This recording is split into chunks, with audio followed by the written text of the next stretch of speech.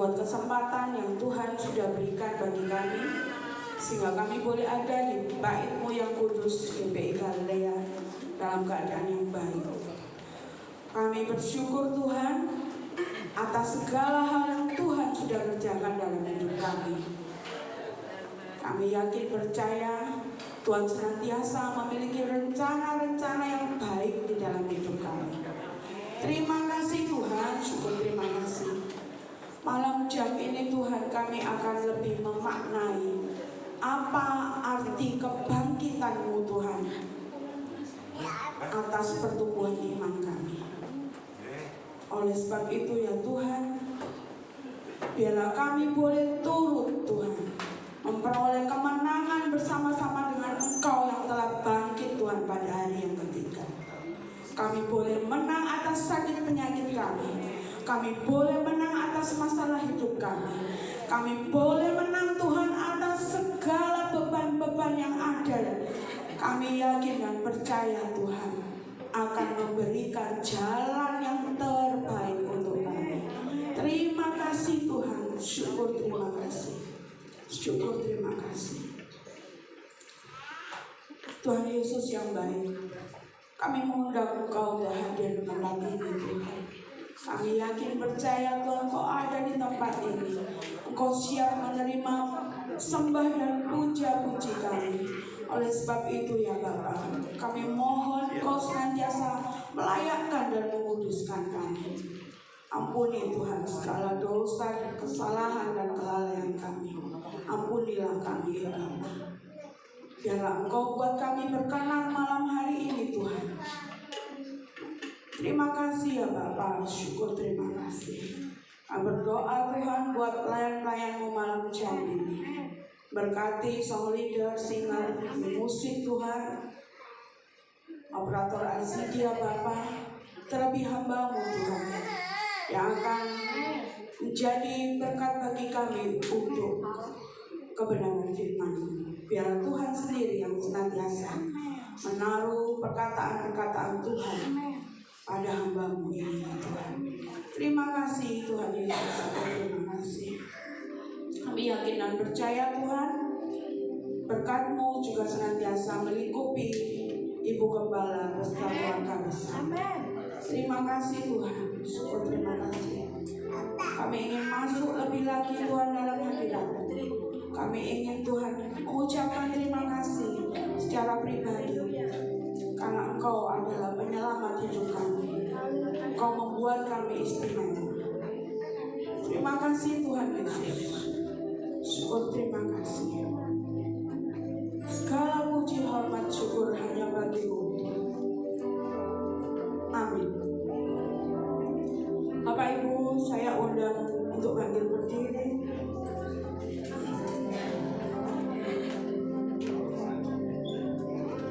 Kebangkitan Kristus membuktikan Ia adalah Allah yang hidup, Allah yang mengalahkan maut, mengalahkan kematian, mengalahkan dosa.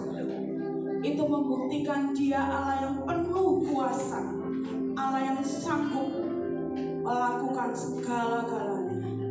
Ini adalah bukti iman kita, kepercayaan kita, keselamatan kita. Kita tidak akan sia-sia untuk memuji dan menyembah Dia. Kita katakan bersama-sama,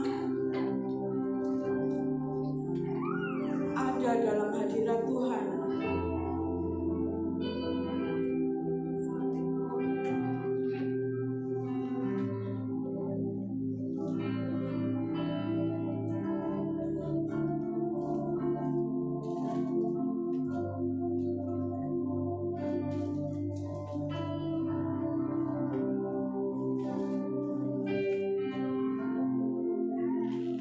Kini saat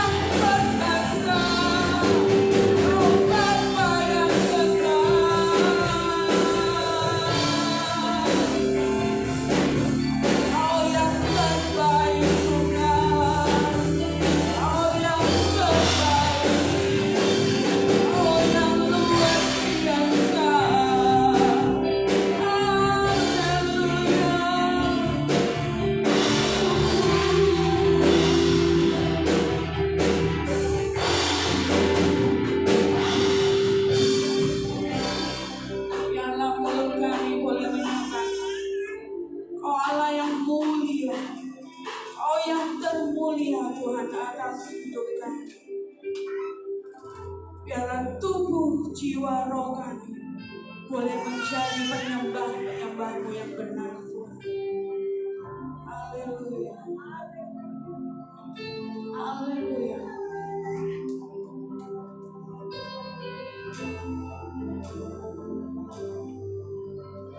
Mulia, mulia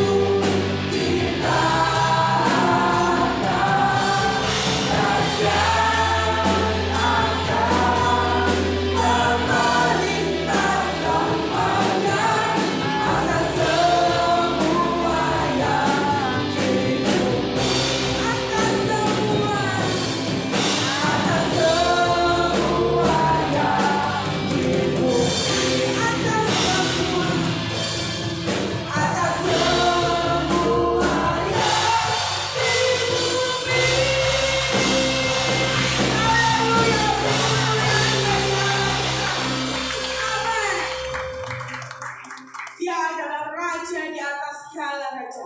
Oleh sebab itu mari kita bersama-sama bersyukur kepadanya.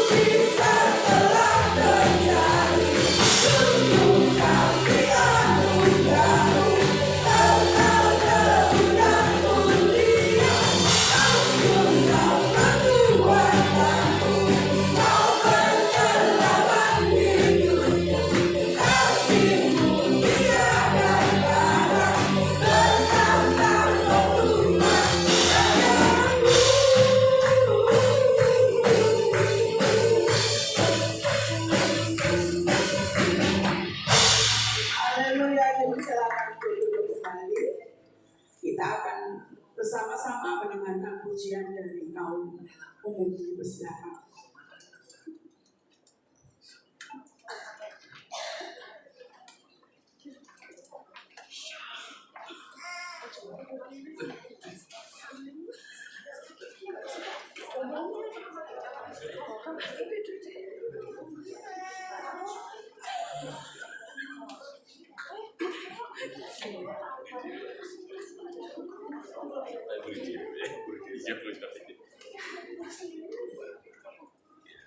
Mas Idris depannya Mas. Ya.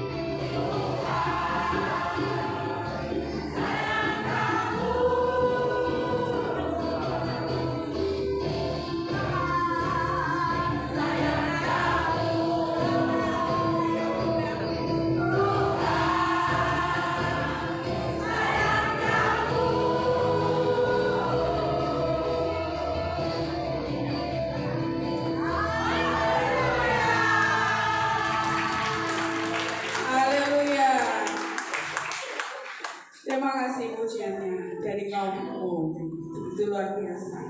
Sekali lagi aplausnya untuk kemuliaan Tuhan. Haleluya. Keren cici dong. Bapak Ibu Saudara, benar ya, semua itu karena sayangnya Tuhan kepada kita semuanya. Sesuai dengan Yohanes 3 ayat 16 ya. Karena begitu besar kasih Allah akan dunia ini, sehingga Ia mengaruniakan anaknya yang tunggal, supaya setiap orang yang percaya kepadanya tidak binasa, melainkan beroleh hidup yang kekal. Itu adalah janji keselamatan yang kita pegang. Bapak Ibu mau bersorak-sorai bagi Dia? Mari bangkit berdiri lagi, Bapak Ibu.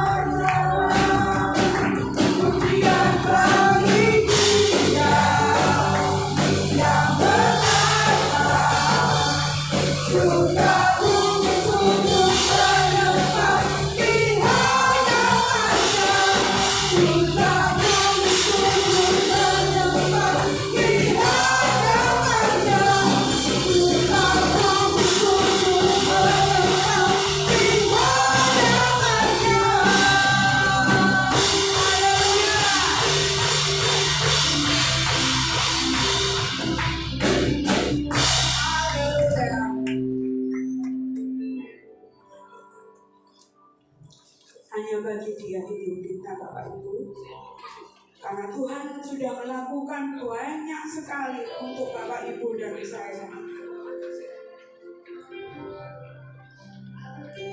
Tuhan kasih-Nya tidak terbatas untuk kita. Apa yang kita bisa balas selain memuji dan menyembah? Dia Allah yang begitu setia.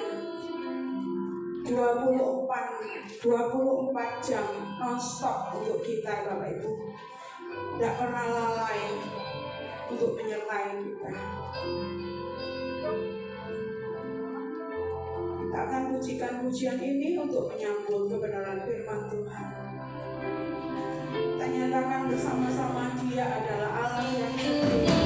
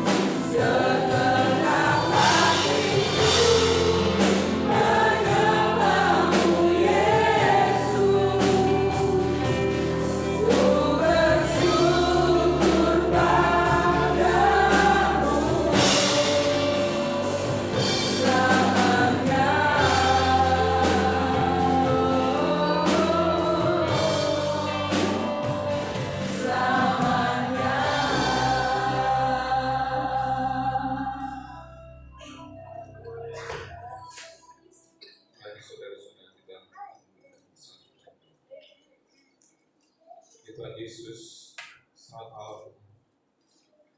Kami datang Tuhan pada minggu malam hari ini kembali memperingati hari kebangkitan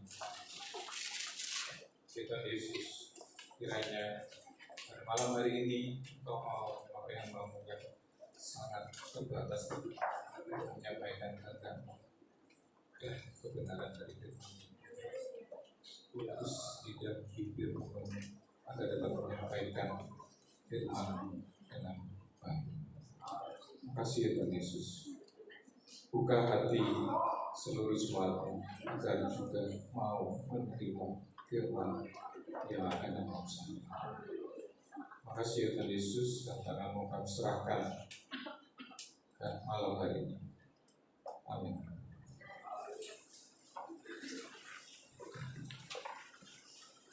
Selamat malam, shalom saudara-saudara. Kembali kita pada malam hari ini untuk memperingati Paskah di tahun 2025.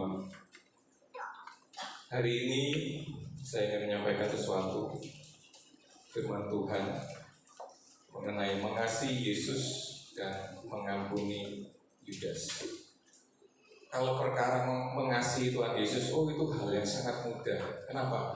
Tiap hari kita merasakan berkatnya tercurah untuk kita, ya kan? Kita bangun pagi bisa bangun dengan baik dan menghirup oksigen, itu sudah luar biasa, ya. Tetapi perihal yang kedua, yaitu mengampuni Yudas, itu seringkali kita gagal. Betul ya, saudara-saudara. Mari kita mulai dengan apa sih sebenarnya Paskah? Paskah itu adalah peringatan mengenai kasih yang terbesar yang pernah dinyatakan kepada dunia. Ya, semua penemuan arkeologi sudah menyatakan bahwa Tuhan Yesus itu betul-betul ada. Ya, sehingga tidak pernah ada di dunia ini pernyataan atau peringatan mengenai kasih yang lebih besar daripada kematian Yesus. Kasih Yesus yang rela mati bagi manusia bukan hanya untuk orang-orang yang mengasihinya, tetapi juga termasuk bagi mereka yang mengkhianatinya.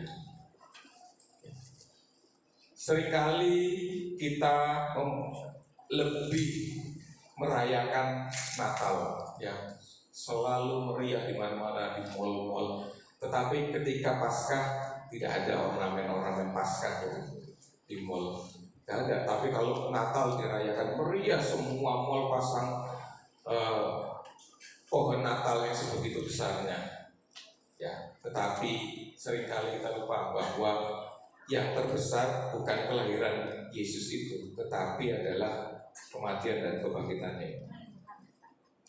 Ada tertulis di Ibrani bahwa sebab sekalipun kamu ditinjau dari sudut waktu sudah seharusnya menjadi pengajar, tetapi kamu masih perlu lagi diajarkan asas-asas pokok pernyataan Allah, dan kamu masih memerlukan susu bukan makanan keras. Ya. Sebab barang siapa masih memerlukan susu, ia tidak memahami ajaran tentang kebenaran, tetapi ia adalah anak kecil.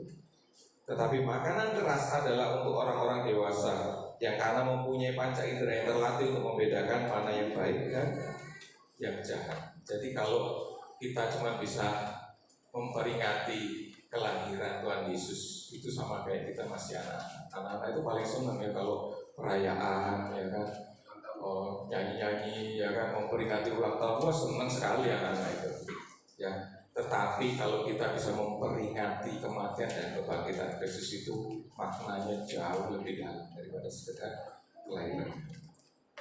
Oke, kalau kita membahas pengkhianatan di Alkitab, pasti semua orang menyebutnya satu nama, Yudas Iskariot. Pasti itu sudah legenda, dan di belahan bumi manapun pasti yang disebut adalah Yudas Iskariot kalau mengacu dari Alkitab, ya. Mari kita lihat mulai dari awal. Matius 10 ayat 1 sampai 4. Yesus memanggil ke-12 muridnya menjadi rasul, ya. Dari muridnya ada banyak, cuma 12 yang dipilih jadi rasul. Dan ke-12 orang pilihan ini diberi apa? Kuasa, otoritas. Untuk apa? Untuk mengusir roh-roh jahat dan untuk menyelenyapkan segala penyakit dan segala kelemahan. Luar biasa, ya. Mengusir roh jahat, melenyapkan penyakit dan segala kelemahan. Betul ya? Dari ke-12 rasul itu ya dipilih di situ ada salah satunya Matius, menulis dirinya sendiri sebagai Matius pemungut cukai. Dan yang terakhir disebut adalah Yudas Iskariot yang mengkhianati dia. Jadi 12 orang pilihan. Oke ya, kita buka lagi Injil ini karena Injil sinoptik tentu saja ada penyertanya. Jadi dari Markus ayat 3, 13 sampai 19. Kemudian naiklah Yesus ke atas bukit. Ia memanggil orang-orang yang dikehendakinya, dan mereka pun datang kepadanya. Ia menetapkan 12 orang untuk menyertai dia dan untuk diutusnya memberitakan Injil. Diberinya kuasa mengusir setan. Dan disebutkan lagi di bagian paling akhir Yudas Iskariot yang mengkhianati dia. Ya, cukup di situ, ditegaskan lagi. Mari kita buka lagi Lukas 6 12 sampai 16 ya. Lukas ini seorang tabib saat itu ya, profesinya kurang lebih dokter untuk kondisi kita saat ini. Dia menulis dengan sangat rinci. Pada waktu itu pergilah Yesus ke bukit yang disebutkan Markus tadi. Untuk apa saudara-saudara? Berdoa. Semalam-malaman ia berdoa kepada Allah. Dan ketika hari siang ia memanggil murid-muridnya kepadanya, lalu memilih di antara mereka 12 orang. Dan yang terakhir disebutkan juga adalah Yudas Iskariot yang kemudian menjadi pengkhianat. Kalau diperhatikan dari 3 Injil sinoptik itu ada nggak nama Markus dan Lukas? Tidak ada. Ya. Jadi 12 rasul yang dipilih Tuhan Yesus ini, bahkan nama Markus dan Lukas yang seorang tabib atau dokter tidak termasuk di dalamnya. Betul-betul dipilih oleh Tuhan Yesus sendiri. Bahkan Tuhan Yesus naik ke bukit untuk berdoa dan semalam-malaman berdoa. Tetapi masih juga orang pilihannya ini mengkhianati dia. Kenapa kok saya harus cantumkan ayat-ayat ini? Ya, karena seringkali dalam hidup kita berdoa pada Tuhan, ya kan? Orang kalau mau lamaran, mau menikah pasti bilangnya sama Tuhan, Tuhan, saya kepingin Engkau kasih pasangan hidup yang betul-betul tepat untuk saya. Sama, Tuhan juga sama, duduk berdoa semalam-malaman juga Tuhan berdoa. Tetapi kadangkala bukan Tuhan tidak mau menjawab doa kita, tetapi kadangkala memang apa yang kita doakan, ya kan, itu bisa jadi tidak sesuai dengan apa yang kita harapkan. Bayangkan dari sekian banyak murid Tuhan Yesus, bahkan ada Markus, ada Lukas, tetapi Tuhan memilih Yudas Iskariot yang pada akhirnya mengkhianati dia.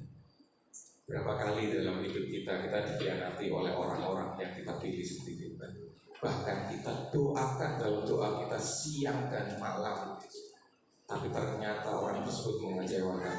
Sama, Tuhan juga mengalami. Mari kita baca dari Yohanes 6 70 sampai 71. Yesus menjawab mereka, bukankah aku sendiri yang memilih kamu yang 12 ini? Namun seorang di antara kamu adalah iblis. Dan ini masih menjadi perdebatan. Ini kan Tuhan Yesus pilih sendiri, padahal Tuhan tahu akan dikhianati sama orang itu. Ya, tetapi itulah hebatnya Tuhan kita. Ya, ini sebenarnya adalah kesempatan. Tuhan tahu siapa itu Yudas Iskariot, bukan Tuhan tidak tahu. Tetapi disinilah letak kebaikan Tuhan. Ya, Tuhan tahu setiap kita yang mengaku diri kita seorang Kristen akan mengkhianati Dia. Betul kan? Ya kan? Di mulut kita memuji-muji nama Tuhan, di belakang kita menjelek-jelekan orang, kita mau fitnah orang, kita bohongi orang. Bisa datang ke gereja memuji menyembah Tuhan, bercucuran air mata. Hari Senin dia tipu orang, dia bisnis, dia ambil uang orang. Bisa sama, saudara. Disinilah letak kebaikan dan kehebatan Tuhan. Tuhan memberikan kepada kita semua Yudas Iskariot ini kesempatan untuk berubah. Tuhan tahu ini orang iblis, tetapi masih memberikan kesempatan untuk berubah. Ya, Yudas ini selalu ikut dengan Tuhan Yesus kemanapun Tuhan Yesus pergi mengajar. Bahkan ketika Tuhan Yesus memberikan mujizat-mujizatnya, Yudas ada di situ. Ya kan? Ketika Yesus memberikan mujizat 5 roti 2 ikan, bukankah tersisa 12 bakul? 12 bakul ini dibawa kembali oleh murid-muridnya, tidak terkecuali Yudas Iskariot yang Tuhan tahu adalah iblis. Ya. Kalau Tuhan Yesus itu seperti kita, nggak mau ngapain aku ngasih berkat si Teddy. Percuma dia memuji menyembah namaku, besok nanti dia tipu orang, dia bohongi orang, dia ngata-ngatain orang, sama aja. Ya kan? Itulah kesempatan yang diberikan Tuhan kita untuk supaya kita mau berubah. Ya. Kita lanjutkan ke Yohanes 12 ayat 1 sampai 8.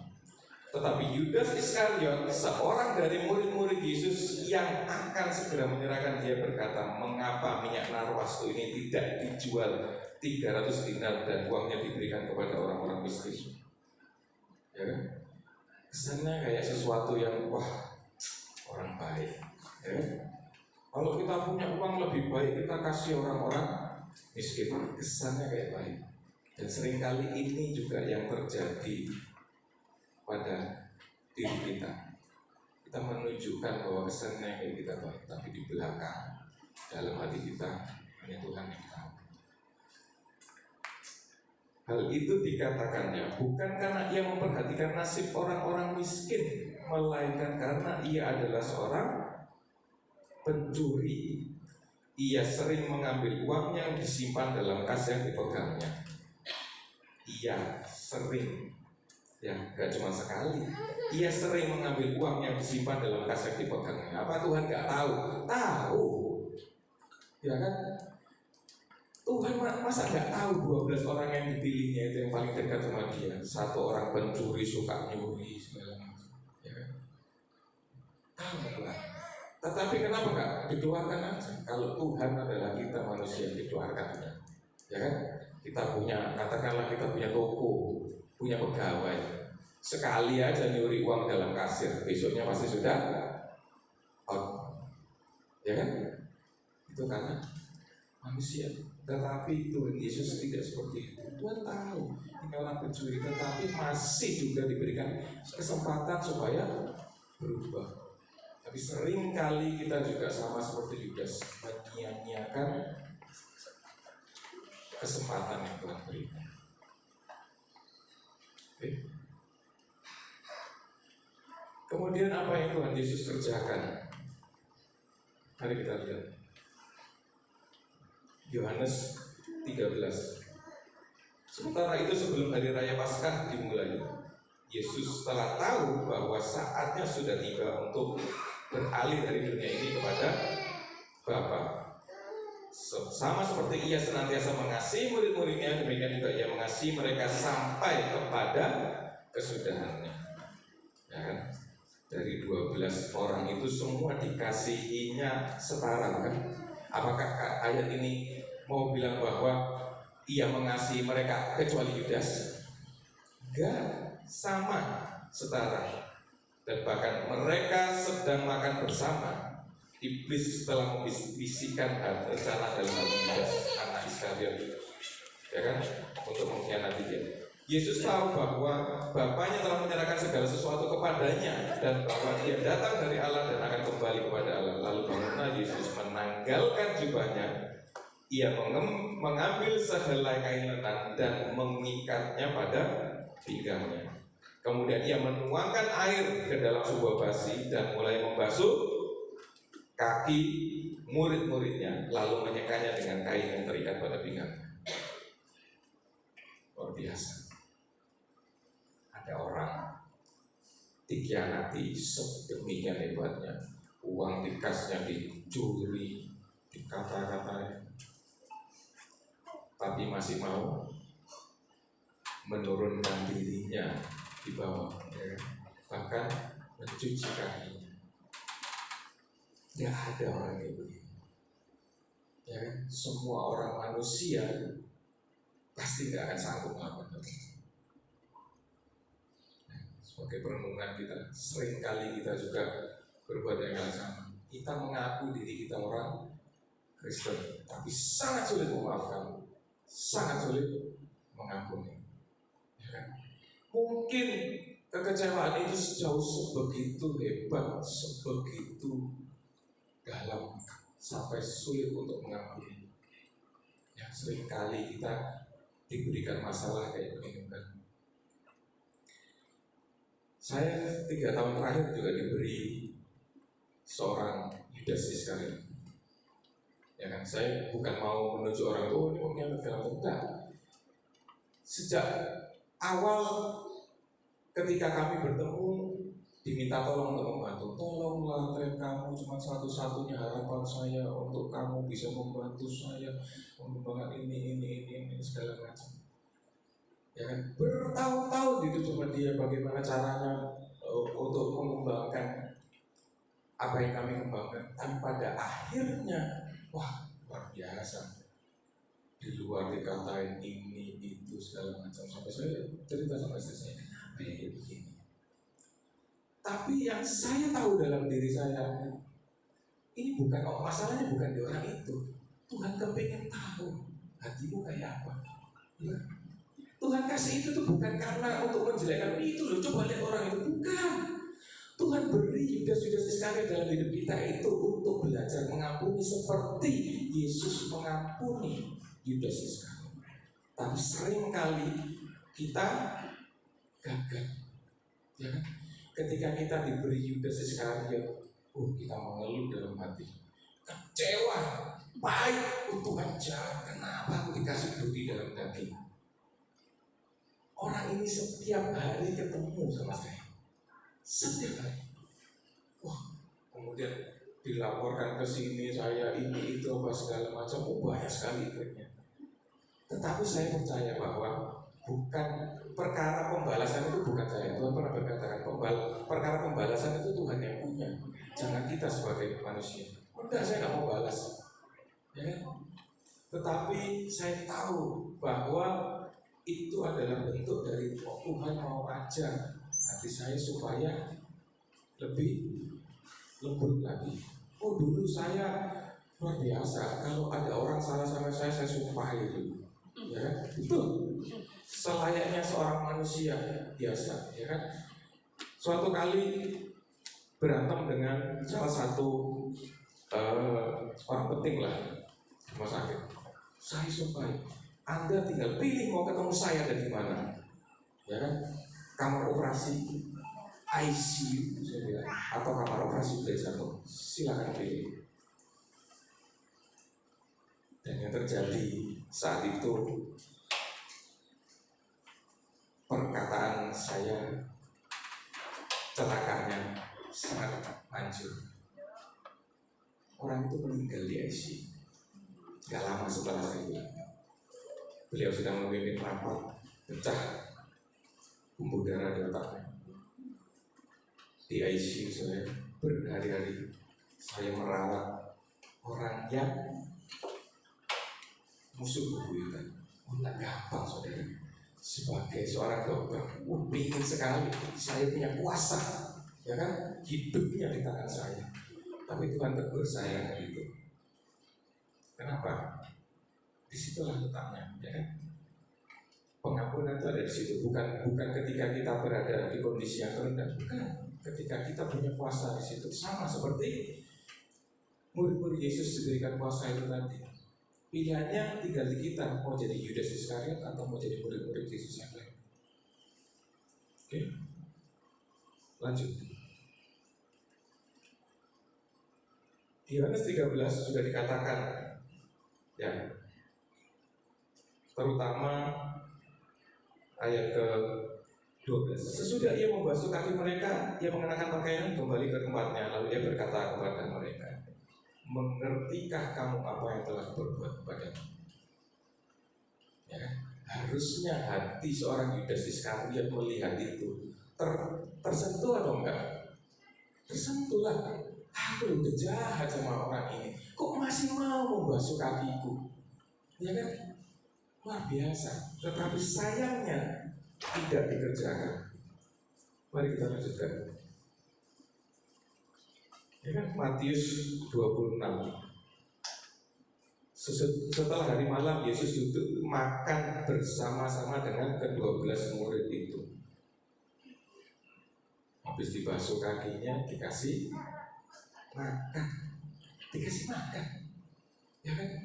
Sudah dibasuh kakinya, diberi makan, enak loh hidupnya. Ya kan, sama seperti kita. Setiap hari diberikan kehidupan, boleh bangun pagi, terima oksigen, punya pekerjaan yang layak. Tetapi seringkali kita juga mengecewakan Tuhan. Sama. Yang beri makan, kalau kita bertanya, yang beri makan kita ini sama sih? Pekerjaan kita, oh saya ini bekerja, oh enggak. Kalau bekerja pun Tuhan nggak kasih rezeki, mau makan apa? Betul kan? Tetapi ini yang sering terjadi di kehidupan kita juga. Dan Tuhan mau kita bertindak hal yang sama. Orang-orang yang kita beri makan, sanggup nggak kita memaafkan kalau orang ini berbuat salah kepada kita? Mau nggak kita mengampuni? Seringkali kan seperti itu. Bahkan kadang-kadang yang namanya manusia ini jahatnya nggak karuan, kan gitu kan? Saya punya kuasa atas kamu, keluar. Ya kan? Itu seringkali, dan seringkali kita gagal ya untuk mengatasi ketika kita diberi hal-hal seperti ini. Mari kita lanjutkan. Waktu Yesus berbicara, datanglah Yudas, salah seorang ke-12 murid itu, bersama-sama dengan dia serombongan besar orang yang membawa pedang, pentung, disuruh oleh imam-imam kepala, tua-tua bangsa Yahudi.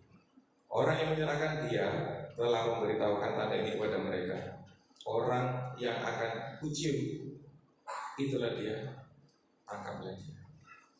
Seringkali kan kita juga mengalami hal yang sama.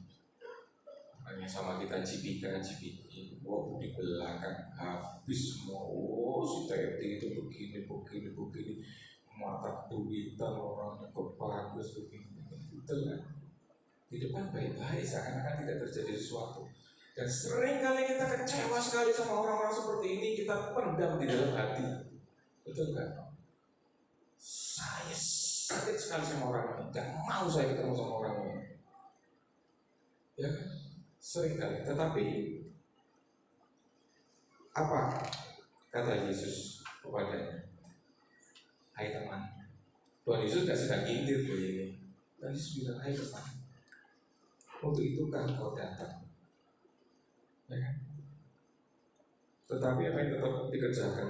Majulah mereka memegang Yesus dan menangkapnya. Tuh.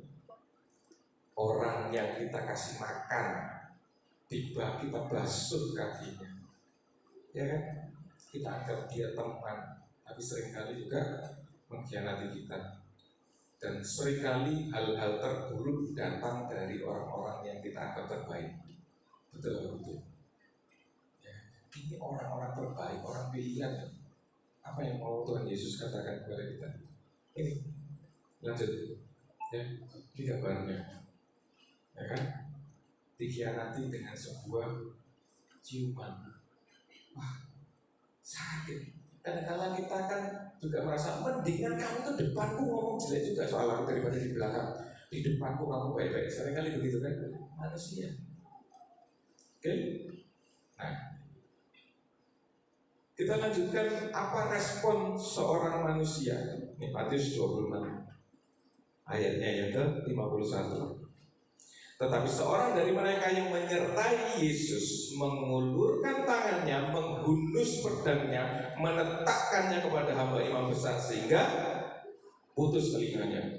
Oh, ini bagian terbaik dari seorang manusia kan? Kalau punya power, punya pedang, tak balas. Ya kan, seringkali kita gitu dikhianati, kita simpan dalam hati.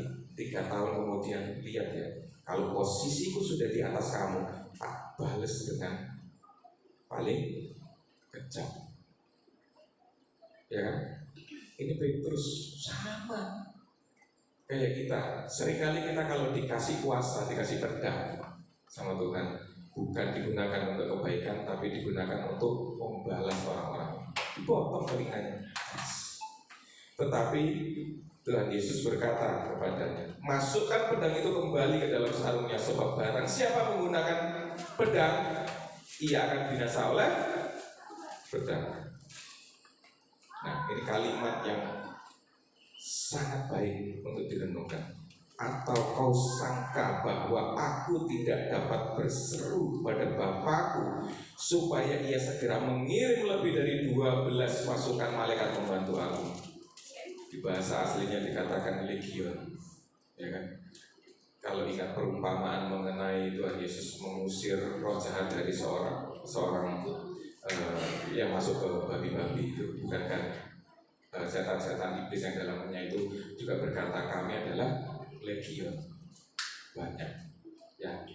Satu legion itu kurang lebih 5.000 kalau di bahasa tentara Romawi saat itu. Jadi kalau 12 itu kurang lebih 60.000. Tuhan Yesus justru menasihati Petrus seperti menasihati kita malam ini. Dikiranya saya nggak mampu, ya kan? Kok kamu lancang Petrus? Ngapain? Ya kan? Kalau saya mau, habis sudah mereka. Kenapa? Kuasanya itu ditujukan gambarnya. Ya. Dikiranya Tuhan Yesus sudah punya kuasa ini, ya kan? Mau dihabisi semua tentara Romawi hari itu bisa. 60.000 pasukan malaikat turun, satu orang malaikat aja kita nggak mungkin sanggup menandingi 60.000. Supaya apa? Supaya menekankan kepada Petrus, kamu kira saya nggak sanggup? Ya kan? Seringkali ini juga yang terjadi kepada kita, ya kan? Kita punya kuasa, coba gagah-gagahan gitu tadi, ya kan?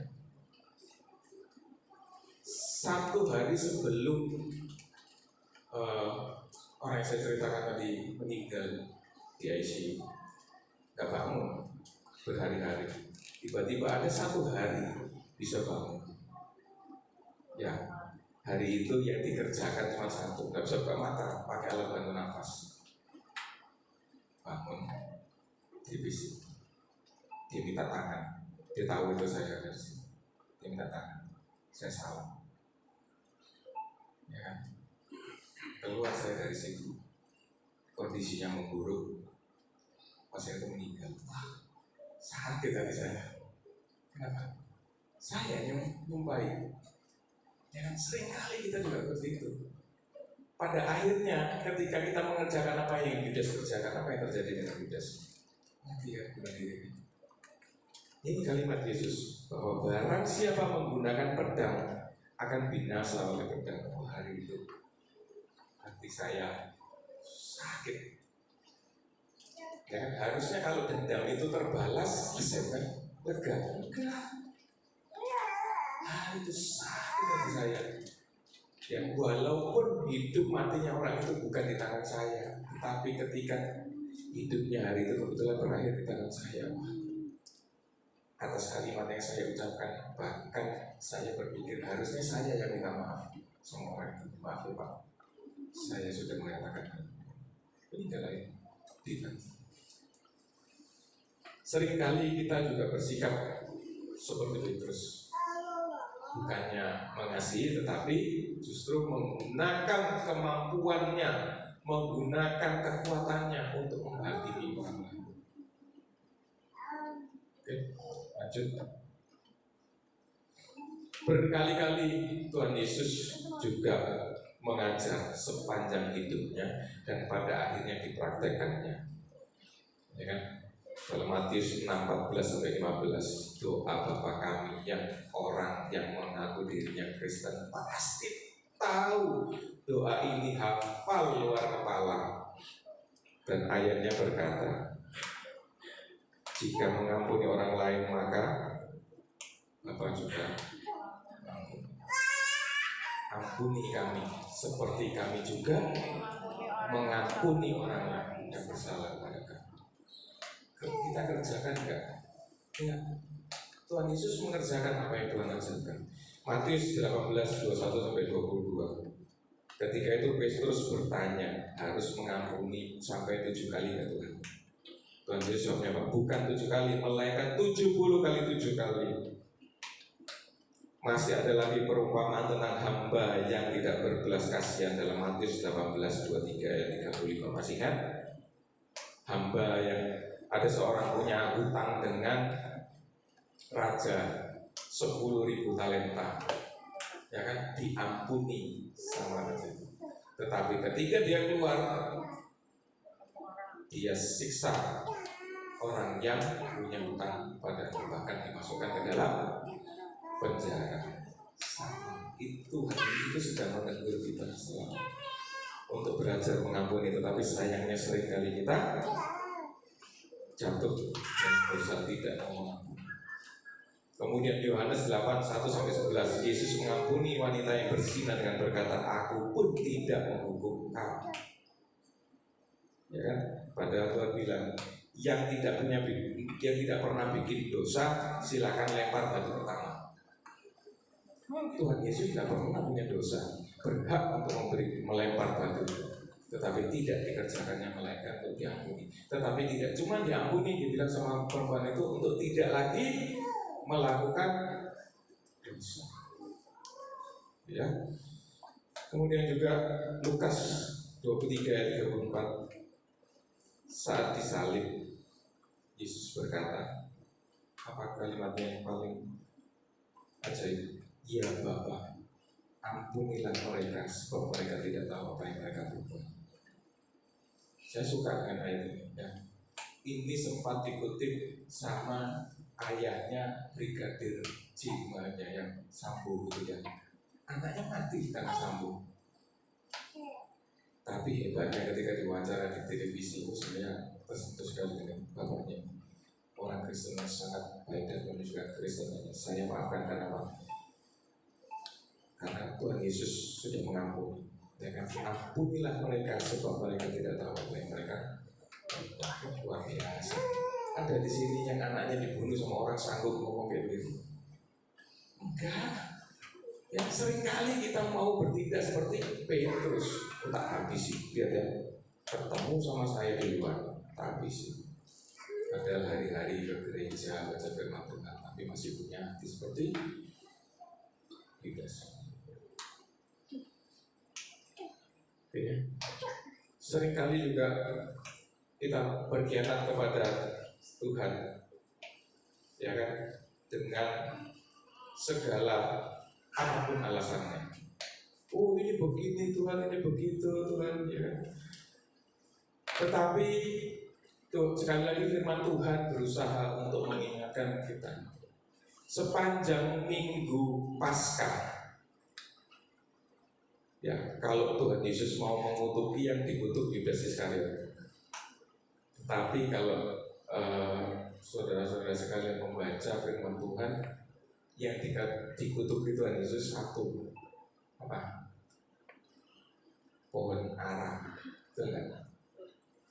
Ya, Tuhan Yesus mengutuki pohon ara. Bahkan di Markus bilang bahwa pada saat itu bahkan belum musim pohon ara.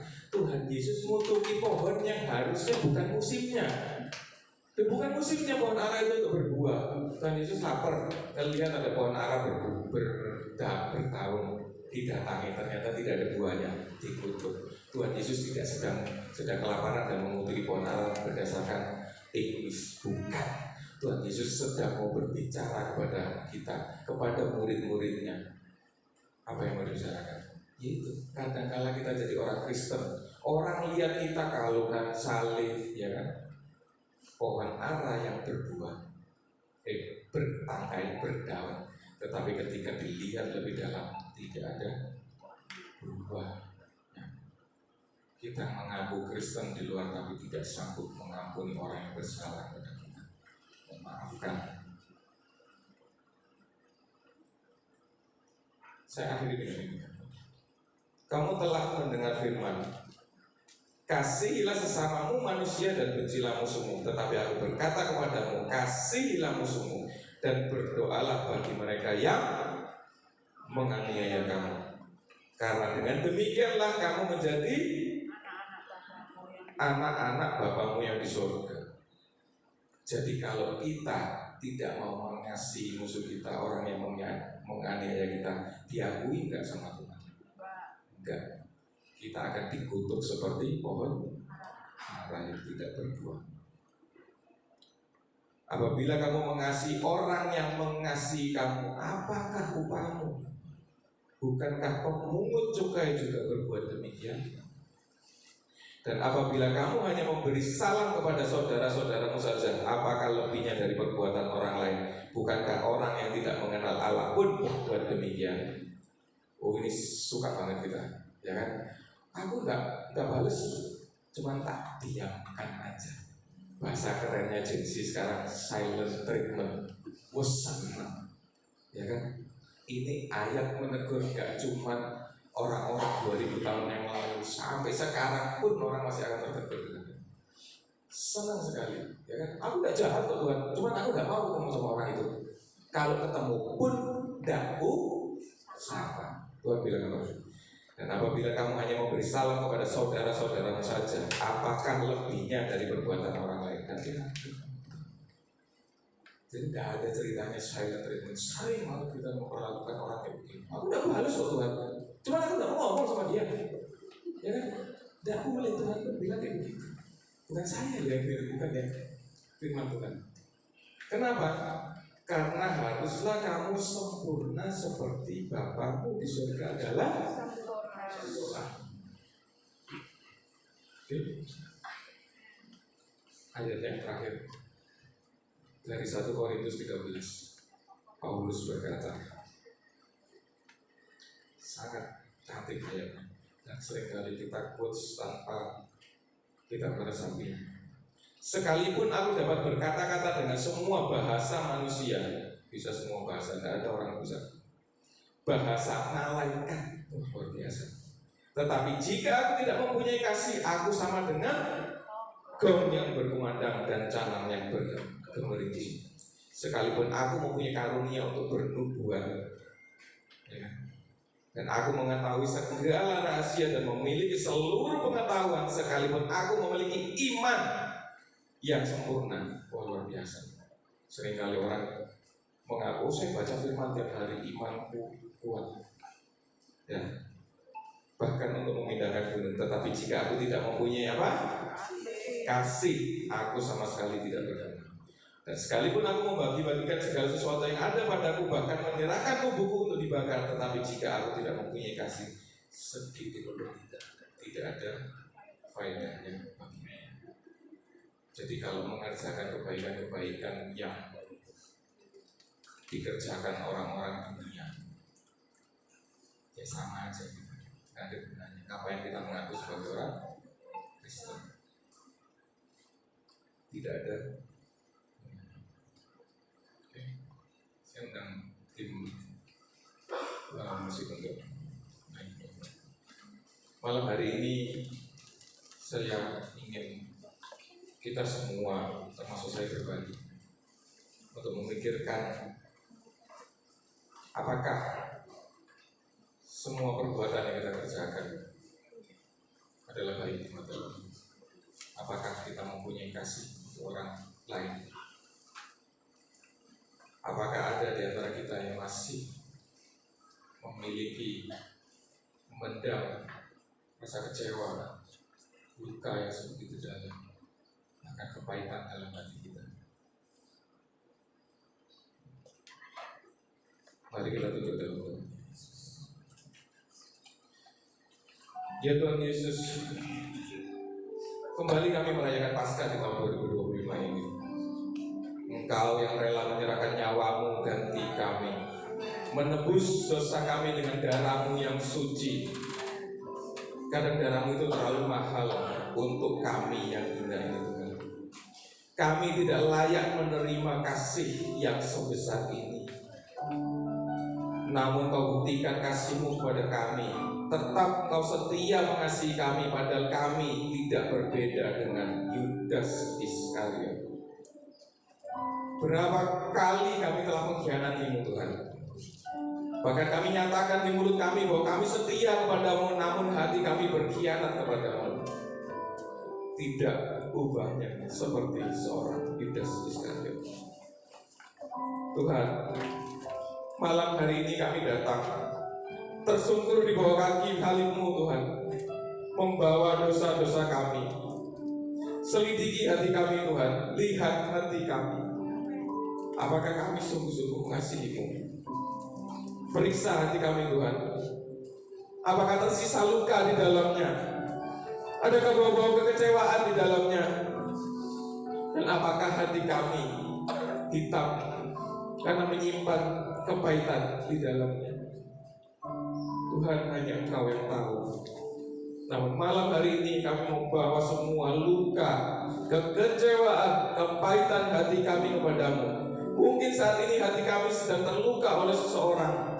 Kami sedang dan masih menyimpan kekecewaan atas seseorang yang telah mengkhianati hati kami Tuhan. Bahkan kekecewaan ini telah kami simpan bertahun-tahun dan mengubah hati kami menjadi hitam pekat, berbaukan kepahitan. Seseorang telah mengkhianati kepercayaan kami, mengecewakan kami teramat sangat Tuhan, sehingga kami lupa akan caranya memaafkan dan mengampuni.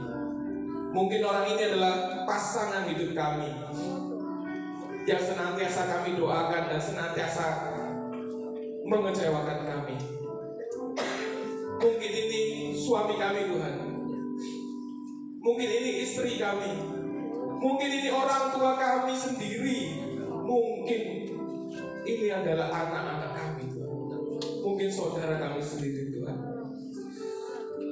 Rasanya sakit sekali Tuhan. Perkataan mereka menyakitkan, perbuatan mereka mengecewakan hati kami, menimbulkan luka yang teramat dalam. Oh, rasanya perih sekali Tuhan. Dengan kekuatan kami sebagai manusia yang sangat terbatas ini, kami tahu kami tidak akan sanggup memaafkan dan mengampuni. Tapi kami tahu bahwa kami punya Tuhan yang tidak terbatas. Kami bawa semua luka kami, kekecewaan hati kami, kepahitan kami malam hari ini di bawah kaki salib-Mu. Sembuhkan kami Tuhan dan ajarkan kami untuk mengampuni mereka seperti Kau mengampuni Yudas Iskariot. Karena kami tahu Engkau terlebih dahulu mengampuni kami. Biarlah saat kami melangkahkan kaki keluar dari gedung gereja ini, kami tidak lagi membawa beban kekecewaan. Hati kami tidak lagi membawa duka, tidak membawa luka dan kepahitan, tetapi membawa maaf, pengampunan dan kasih, sehingga kepahitan akan berubah menjadi sukacita di dalam-Mu. Kami tidak lagi menjadi tawanan kepahitan, namun kami mau lahir baru menjadi anak-anak-Mu yang hidup di dalam kasih dan pengampunan. Mampukan kami ya Tuhan, dalam nama-Mu kami serahkan doa. Haleluya. Amin.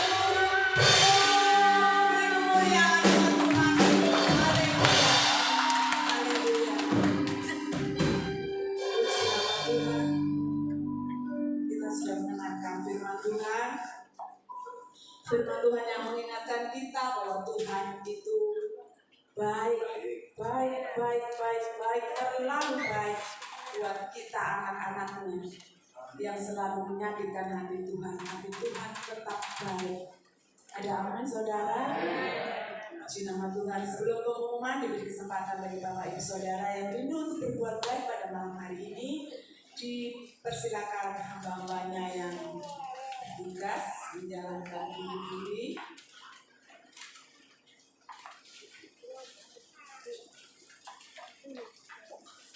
Hari ini adalah minggu ketiga seperti biasa, persembahan di jalan hari 2 hari. Untuk mendasari persembahan kita pada malam hari ini, kita akan baca ayat firman Tuhan. Bawalah seluruh persembahan persepuluhan itu ke dalam rumah perbendaharaan, supaya ada persediaan makanan di rumahku, dan pujilah aku firman Tuhan semesta alam.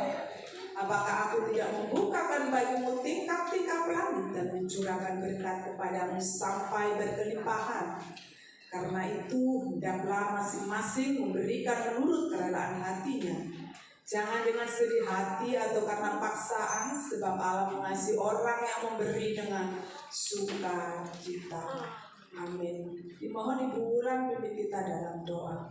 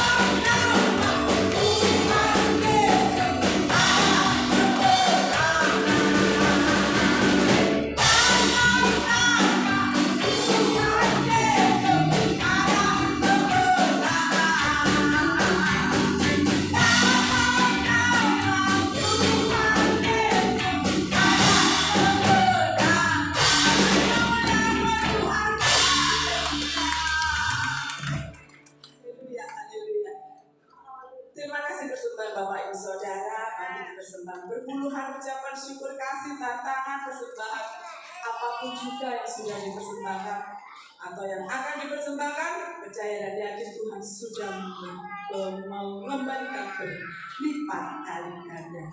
Puji nama Tuhan. Pengumuman yang pertama, Bapak Ibu Saudara, pada malam hari ini seluruh sidang jemaat Tuhan berterima kasih pada hambanya Bapak Dr. Teddy yang pada malam hari ini sudah menyampaikan firman Tuhan. Firman Tuhan menghibur kita, menyembuhkan kita, yang membawa kita lebih dekat untuk bersama-sama dengan Tuhan. Biar Tuhan memberkati Bapak, memberkati Ibu, memberkati putranya dan putrinya yang akan Amin, haleluya. Tuhan memberkati kesehatannya, apa yang diusahakannya, pekerjaannya, terlebih Tuhan memberkati pelayanannya. Puji nama Tuhan. Yang kedua, kita bersyukur karena kita sehat, Bapak Ibu Saudara ya. Kita menghadiri ibadah Paskah pada malam hari ini karena Tuhan cinta, Tuhan sayang kepada kita, dan kita ada waktu untuk di tempat ini bersama-sama memuji membesarkan nama Tuhan Yesus Kristus.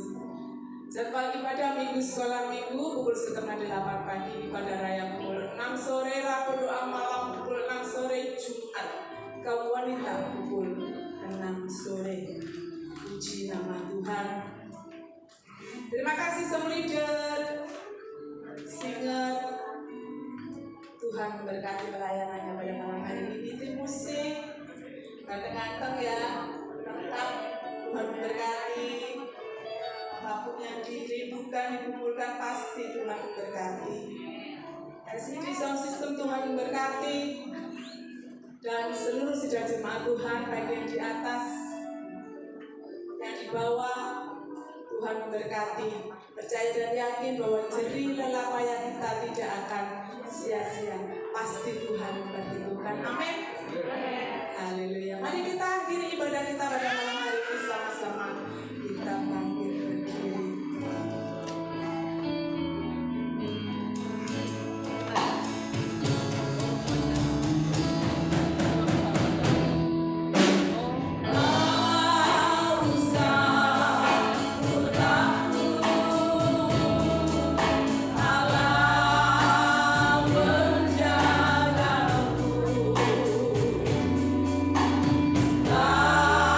Kau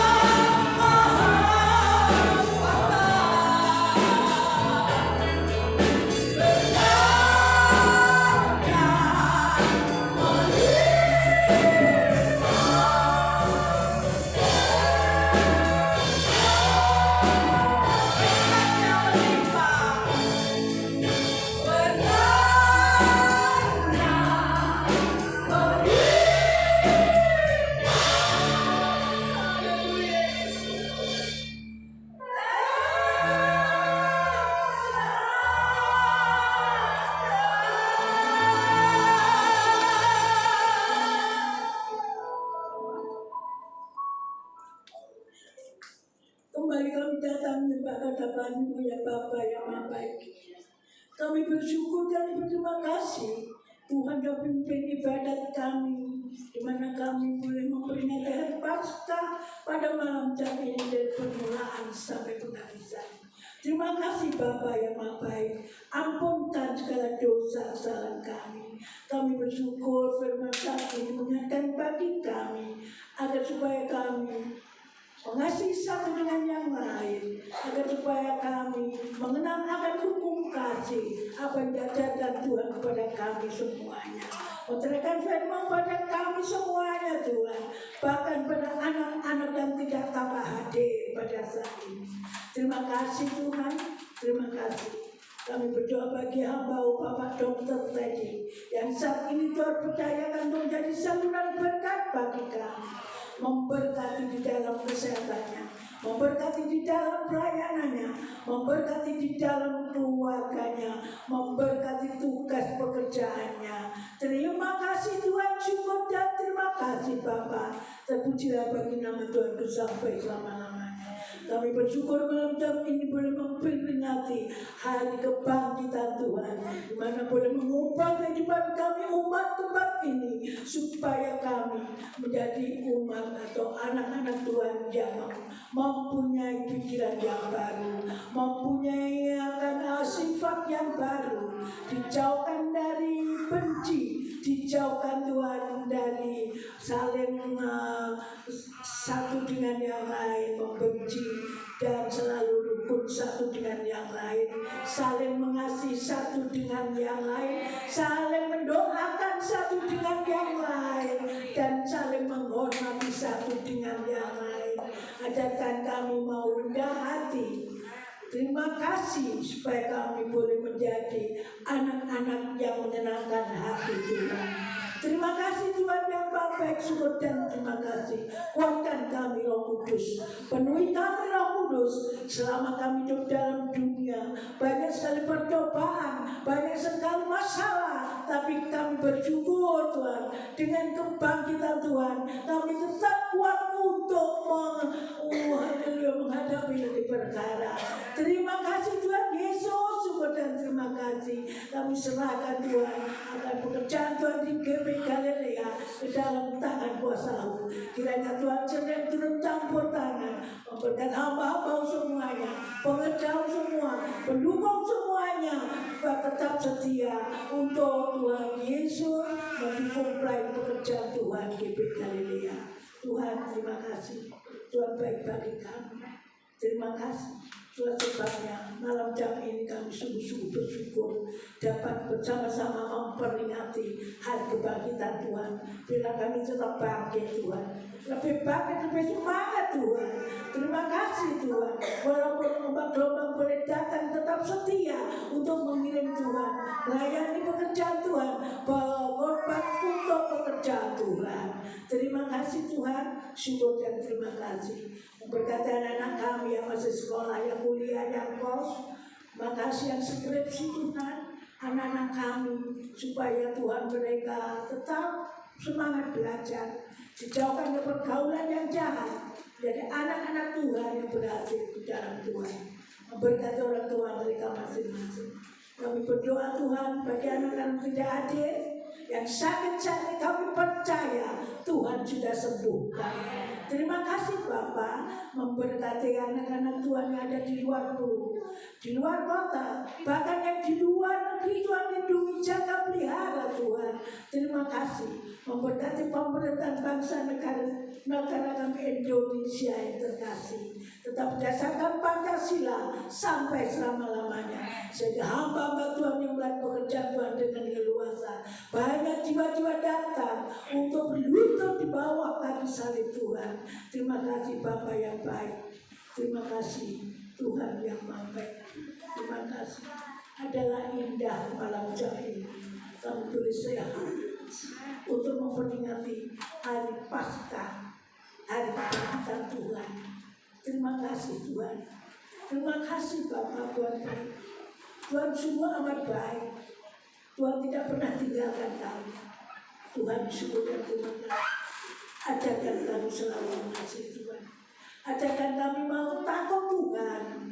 Ajarkan kami mau setia untuk melayani pekerjaan Tuhan. Terima kasih, syukur dan terima kasih.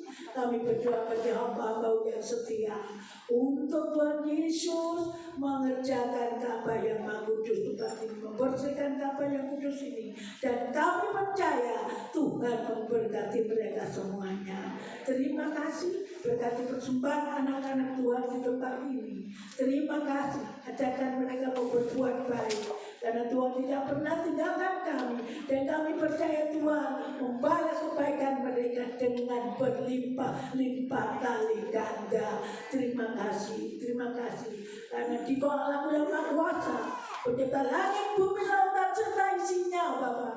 Tuhan, kau datangkan kami masing-masing, Tuhan, sampai dasar hati kami, Tuhan Maha tahu. Itulah sebabnya Tuhan kami percaya, yang datang dengan membawa sakit Tuhan sudah sembuhkan, dan yang lemah Tuhan sudah beri kekuatan, yang saat ini susah Tuhan sudah memberi penghiburan, yang membawa beban yang berat Tuhan sudah lepaskan pada saat ini pula. Terima kasih Tuhan, syukur dan terima kasih. Terima kasih kalau sebentar kami tidak tinggalkan ruangan yang suci ini, pulang ke rumah tangga kami masing-masing.